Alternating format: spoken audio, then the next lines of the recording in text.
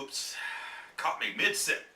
JimmyChurchRadio.com. I'm your host, Jimmy Church, KJCR. Shoot us an email to Jimmy@JimmyChurchRadio.com. You can follow us on Twitter at JChurchRadio. Okay, simple enough. I have a list.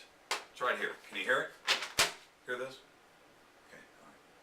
Check this out. I have a list. And it's just not, I'm not pointing fingers at anybody. I'm just saying, men have paid the price out there. They have. White, black, I've got the list. It doesn't matter. And Bryant Gumbel has stepped out of bounds.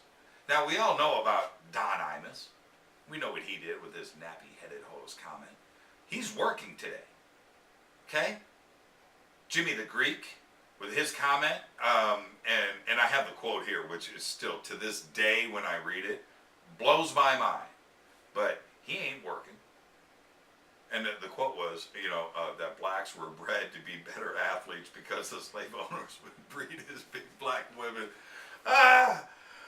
so that they would have a big black kid. And why he wasn't thinking before he said that. And it's the same thing with Bryant Gumbel. What are you doing?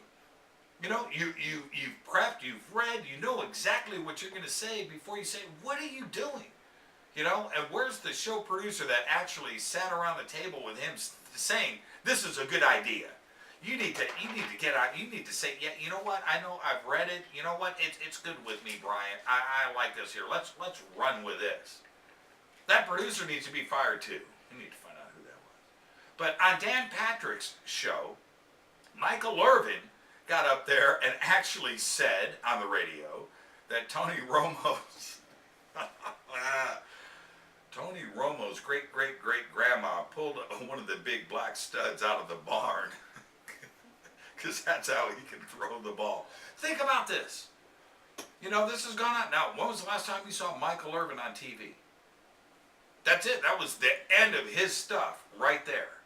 So I'm just telling you, and I've got a list here. Lee Hacksaw Hamilton. How about Rush Limbaugh? You remember what he did? He had to quit Monday Night Football with ESPN.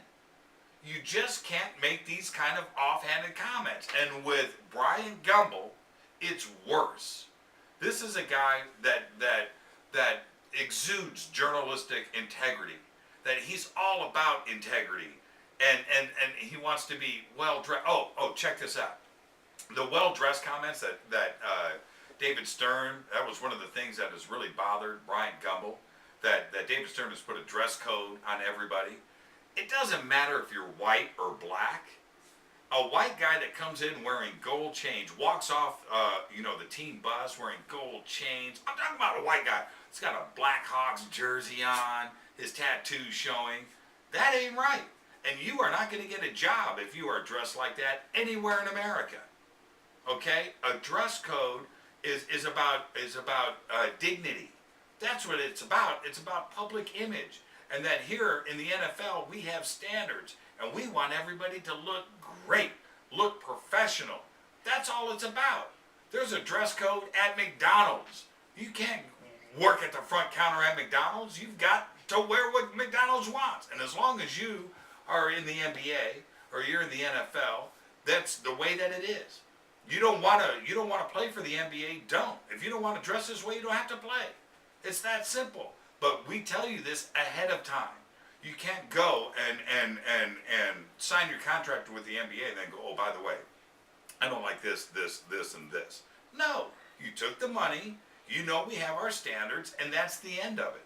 I can't even believe that Bryant Gumbel pulled that card out of his chest. I just can't believe it. This is JimmyChurchRadio.com. We're back up against a break.